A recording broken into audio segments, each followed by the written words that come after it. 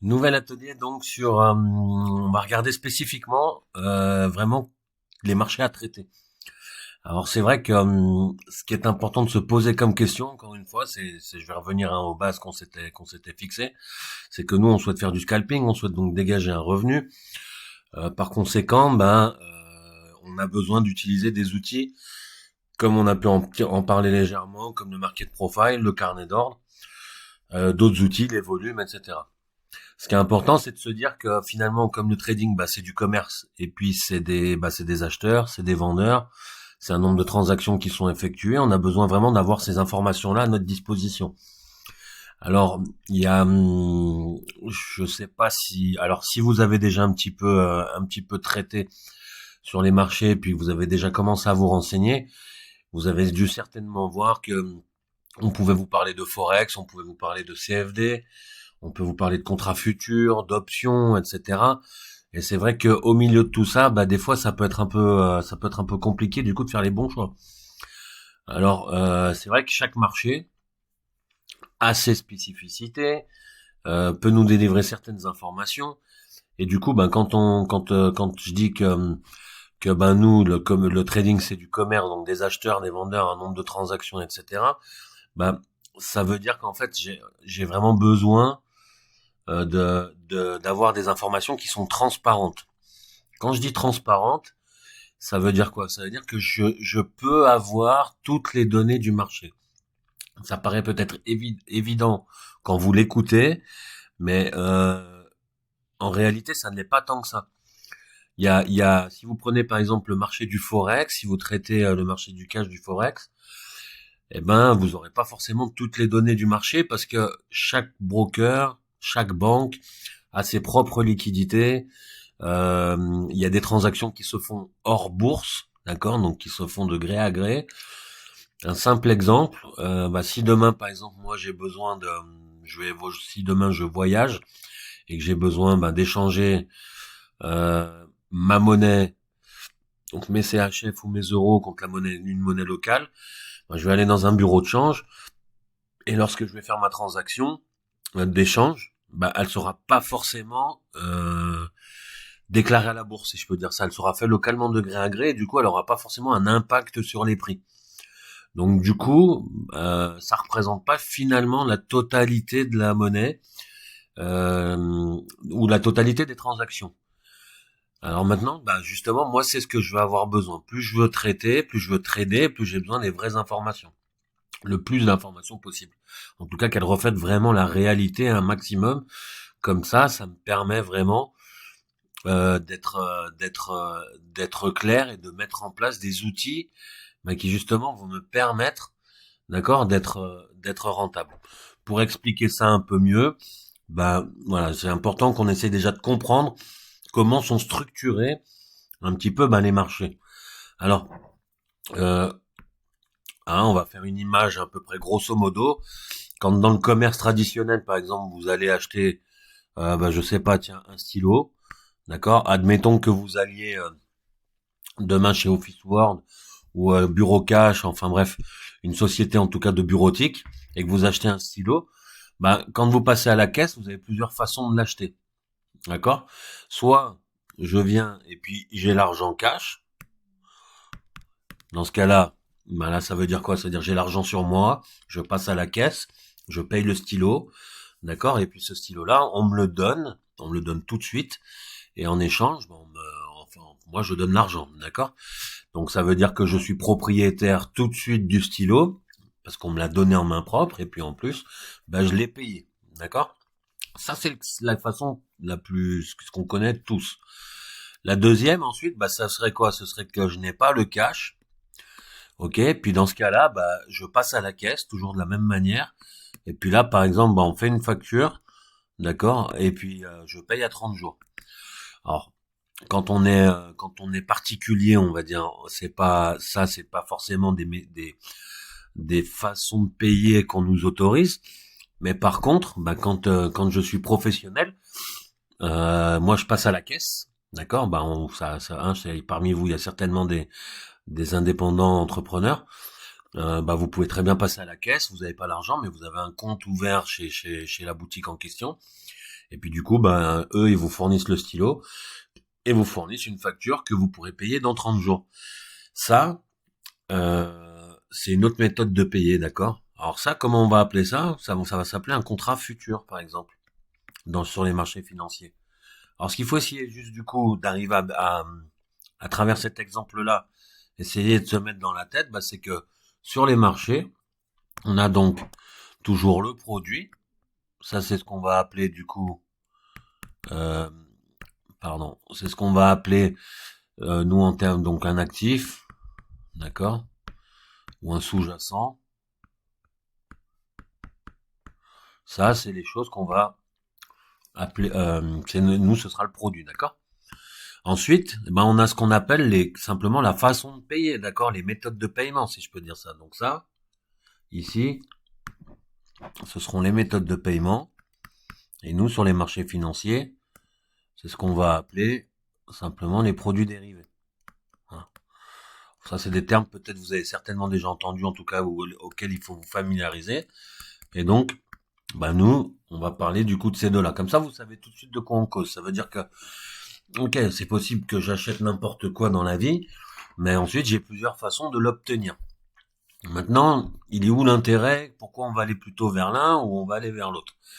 Ben en gros, si par exemple je fais du commerce traditionnel, c'est-à-dire que j'achète des stylos, donc je fais du stock, je dois sortir l'argent tout de suite, donc j'ai besoin de grosses liquidités, j'ai besoin de mon inconvénient, c'est que j'ai besoin de liquidité, d'accord? Et puis je la mobilise le temps que je vende et que j'écoule mon stock, puis après je dégage une marge une fois que j'ai tout vendu. Là ici, par contre, si je paye sous forme de contrat futur, donc on va dire avec une facture à 30 jours, ici je vais donc passer à la caisse, comme je vous l'ai dit, je vais être propriétaire du stylo tout de suite, puis je vais payer dans 30 jours. Admettons que je ressorte du magasin, puis que je trouve un client, d'accord, je croise un mec sur le parking, puis qui me dit ouais moi ton stylo, alors admettons je l'avais payé 2 euros. Ton stylo il m'intéresse, c'est le dernier du magasin, etc. Moi je suis prêt, je te l'achète 4 euros. Ok. Ça veut dire quoi au final au niveau du schéma? Ça veut dire que là, j'ai un stylo d'une valeur de 2 euros. Comme ici j'ai cette méthode de paiement, ben moi, ça m'est indifférent et je sors pas d'argent. Par contre, je le revends déjà 4 euros. Ça veut dire que pendant 30 jours, je bénéficie de 4 euros, d'accord, sans avoir sorti un sou. Et puis au bout de 30 jours, naturellement, bah là, je ferai moins 2 euros, et puis il me restera 2 euros. Donc ça veut dire quelque part que sans argent, j'ai été capable, moi, de générer 4 euros sans sortir un sou. Ça, c'est ce qu'on appelle de la spéculation, tout simplement. C'est ça qu'on appelle la spéculation. Ça veut dire que grâce en négociant ma façon de payer, bah derrière, moi, je peux vendre, pardon, et faire des bénéfices avec quelque chose. D'accord? Alors naturellement, après, il faut être sûr de le vendre. Alors c'est vrai que dans la vie, peut-être, ce serait plus compliqué de faire ça parce qu'il faudrait être sûr derrière de retrouver des vendeurs quand même. Mais par contre, côté marché financier, bah enfin c'est même pas si, on a des vendeurs et des acheteurs à foison sur les marchés. Donc c'est vrai qu'après, il suffit de bonnes stratégies finalement pour arriver à faire ça. Voilà. Alors nous, notre job, bah, c'est vraiment celui-là. D'accord? Alors ça, c'est ce qu'on va appeler des contrats futurs. D'accord? Cette façon de payer là. Puis après, on a encore des tas d'autres produits dérivés. Ça sert à rien qu'on rentre dans le détail, mais on va voir des options. D'accord? Des options, des CFD, etc., etc., etc. D'accord? Nous, pourquoi je vais rester focalisé sur les contrats futurs? Parce que ce qu'il va falloir comprendre, c'est que les contrats futurs sont les seuls produits, c'est vraiment un des seuls produits dérivés dans lesquels on a une vraie transparence sur les marchés. Ça veut dire que n'importe quel ordre qui pourrait être passé en bourse, la bourse sera au courant. Par exemple, si on traite le Bund, si on traite le DAX, d'accord, eh ben ce sera tout le REX d'accord, qui est à Francfort. qui centralise vraiment tous les achats et toutes les ventes. Il n'y a pas un ordre en contrat futur qui peut être fait. On peut pas vous vendre un contrat futur de gré à gré. D'accord? Tout passera par la bourse. Ok? Donc c'est ce qui amène à la transparence des marchés. Et du coup, on aura la totalité vraiment euh, des valeurs qu'on a besoin pour notre trading. Moyennant naturellement un flux qu'on paye, d'accord, en monnaie, on va avoir un flux que la bourse nous fournit et que je vais pouvoir connecter à une plateforme dans lequel donc d'analyse technique, donc là c'est un logiciel dans lequel je vais connecter mon flux, puis la bourse elle va me remonter les transactions qui s'opèrent, par qui, par quoi, à quelle heure, la quantité, etc. Et puis juste avec ça, moi ça va me permettre de générer du coup des outils, d'accord, dont on a déjà parlé, le market profile, le carnet d'ordre, etc., le footprint, les volumes, d'accord, le graphique, tout ça va être généré grâce au flux que me fournit la bourse. Ok, ça c'était juste pour faire la petite parenthèse sur comment fonctionnent un petit peu les marchés. Maintenant, euh, quand on veut faire du scalping, c'est important de choisir le bon marché. Alors c'est là où là on va essayer de couper un peu, de couper un peu le chemin parce que on va prendre ça un petit peu pour acquis. Si je souhaite faire du trading, on est d'accord, comme on l'avait dit, je souhaite euh, rentrer et sortir vite, le plus vite possible du marché. Donc ce qui va m'intéresser quand même, c'est des marchés volatiles. D'accord? Le marché volatile, c'est juste la vitesse du marché, si on peut appeler ça comme ça, pour ceux qui n'arrivent pas à s'imaginer ce que peut être la volatilité. C'est vraiment la vitesse où monte et descend le marché, d'accord? Plus il est rapide et, euh, et élargi, plus ça veut dire que c'est un marché qui est volatile, donc c'est un marché sur lequel je peux vite rentrer vite et sortir vite. Par contre, inconvénient, ça voudra dire que c'est aussi un marché sur lequel je peux gagner et perdre rapidement. Ok? Ou si je fais pas attention. Donc c'est important, c'est d'avoir ce qu'on appelle un marché qui est moyennement volatile, juste ce qu'il faut pour que je puisse sortir mes liquidités, sortir de mes positions sans trop attendre, puisque quand j'achète, c'est un peu qu'un système de queue, hein, de caisse, à la caisse. C'est que quand je vais chercher à acheter ou à vendre sur les contrats futurs, comme c'est centralisé et puis transparent partout la même bourse, naturellement que quand moi, vu que c'est de l'offre et de la demande, admettons qu'il y a 10 vendeurs qui vendent un contrat, des stylos, toujours pour reprendre cet exemple-là, à 2 euros, moi, si en face, il y a déjà 10 acheteurs pour tous ces stylos, que moi, je suis le 11e, naturellement, vous voyez, je vais devoir me placer à la suite de ces 10 déjà et attendre que déjà eux fassent leur transaction, puis ensuite qu'il y ait un 11e vendeur pour que moi, je puisse lui acheter. Donc, ça veut dire que il y a quand même il faut tenir compte de ce qu'on appelle un peu la rotation des prix, pour pouvoir choisir bien son marché. Alors c'est là où justement, après, où moi je vais un peu mâcher le travail, c'est que le marché idéal quand on débute, c'est le Bund. Le Bund, qu'est-ce que c'est? C'est un marché obligataire allemand, donc c'est là, on traite la dette allemande, ok, obligataire allemand. Pourquoi on traite des marchés obligataires déjà? Pourquoi c'est le choix de ce marché-là? C'est justement parce qu'il se prête parfaitement aux caractéristiques dont je vous ai parlé, et aussi parce que c'est un marché obligataire. Un marché obligataire, c'est l'opposé, on va dire, d'un marché action. Pour vous expliquer grosso modo ce que c'est, la différence, c'est que si je veux, par exemple, acheter des actions, d'accord, dans une entreprise, quel va être mon intérêt? Je vais être lié au résultat de l'entreprise. C'est-à-dire que, par exemple, acheter des actions, j'investis dans une boîte, j'achète des actions, d'accord? Par exemple, je pourrais aller sur la bourse et acheter des actions Nestlé. Et puis, en fonction de ces résultats, naturellement, son prix va augmenter ou pas. Donc, ça veut dire que si l'entreprise, elle fait des mauvais résultats, je suis pas payé. D'accord? Si par contre, elle a des bons résultats, je suis payé. Ce qui veut dire qu'il y a une part de risque qui est liée aux résultats de l'entreprise. Le marché obligataire, lui, c'est plutôt sous forme de prêt. Ça veut dire que l'entreprise, par exemple, émet ce qu'on appelle des coupons obligataires, et ces coupons obligataires ont une rémunération qui est fixe. Ça veut dire que quoi qu'il se passe, moi je suis payé X%. Alors là, par exemple, admettons que ce soit 8%, bah là ce sera de manière fixe. C'est pour ça qu'on dit souvent que les gens qui sont riches euh, investissent beaucoup dans les marchés obligataires, en grande partie dans les obligations, parce que ça apporte un rendement fixe. Et puis après, il y a une partie du portefeuille qui est investie dans les marchés actions, parce que ça varie en fonction du résultat. Donc le but, c'est quoi? En fait, en réalité, c'est toujours d'être couvert avec ça sur le risque qu'on peut prendre ici. Donc maintenant, en fait, là, juste pour venir à l'essentiel, nous, on va traiter les marchés obligataires parce que justement, bah, c'est des marchés qui, forcément, de par leur conception qui est sûre, sont des marchés qui sont plutôt stables. Quand je dis stable, ça veut dire que c'est des marchés qui vraiment sont un peu plus lourds qu'un marché action. Donc, par exemple, que des indices actions, comme surtout le Nasdaq, par exemple, qui lui a une volatilité énorme, ou encore que du S&P. D'accord? Les marchés actions vont avoir souvent des comportements qui peuvent être assez saccadés, qui vont moins respecter du coup des niveaux, une tendance, enfin on aura un peu plus de mal à lire les choses.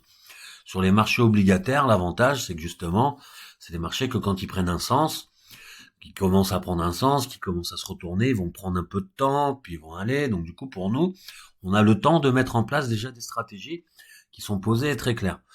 Dans tous les cas, ça me permet aussi le boon me permet d'avoir la liquidité nécessaire pour sortir de mes positions aussi en même temps rapidement.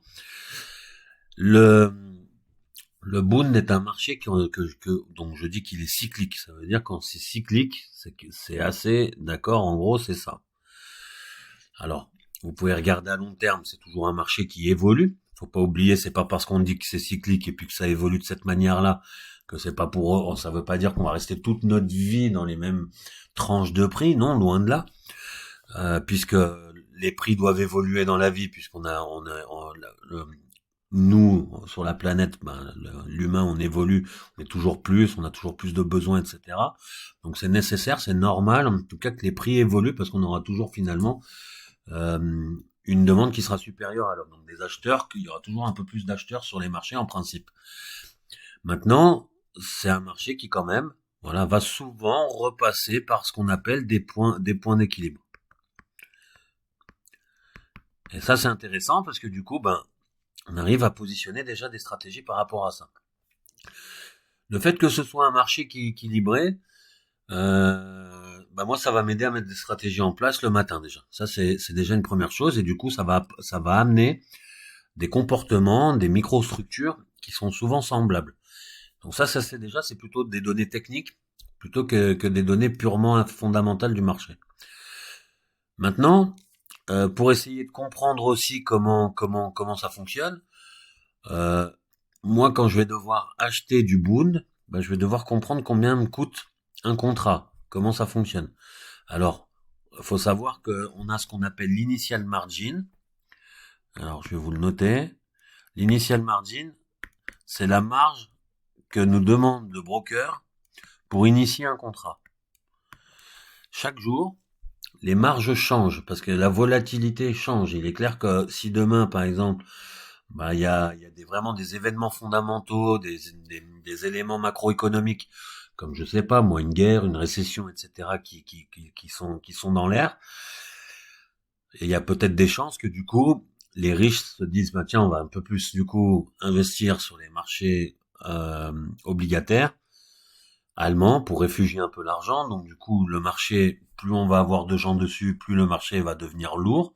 Vous verrez, vous comprendrez quand j'expliquerai vraiment ce que c'est le carnet d'ordre, vous comprendrez vraiment comment ça fonctionne et pourquoi et qu'est-ce que c'est le terme de lourd, semi-lourd, on va dire, et des marchés légers. C'est ça qui va faire la volatilité. Et en fonction de ça, chaque jour, la bourse va donner une marge, un prix de la marge qu'on a besoin sur notre compte pour acheter un contrat. C'est normal parce que souvenez-vous de ce que je disais dans le cas où on paye de cette manière-là. D'accord, on va payer dans 30 jours quelque part. Alors là, c'est 30 jours parce que c'était l'exemple, mais sur les contrats futurs, on va souvent payer, c'est à 90 jours, d'accord. Donc c'est toutes les échéances de contrat sont à 90 jours, 90 jours. Donc la bourse, elle a besoin quand même de s'assurer que vous pourrez honorer quand même, d'accord? Si jamais vous avez des pertes, bah, vous pourrez l'honorer et la subir. Donc, ce qu'elle va faire, c'est elle va créer des marges, d'accord, de sécurité. Après, ça, le reste, c'est sa tambouille. Pour le Bund, on va être à 3000 euros. Donc, c'est important, c'est que les marchés sont en euros. On est à 3000 euros en ce moment d'initial margin que nous demande la bourse. Donc, pour acheter un contrat, ok, je vais avoir besoin de minimum 3000 euros sur mon compte. Maintenant, ça peut évoluer chaque jour. Alors, comment je peux le vérifier justement ça? Bah, je peux aller sur le site de l'Eurex, eurexexchange.com, et sur le site de l'Eurex, bah, il y a un fichier qui s'appelle Prisma Margin. Ce fichier Prisma Margin, vous pouvez aller le voir, il est disponible tous les jours, c'est un fichier Excel que vous téléchargez, et ils vont vous donner toute la liste de tous les marchés, de tous les contrats futurs. Et ce qui est important, par exemple, là, c'est que c'est de regarder justement l'évolution de cette marge.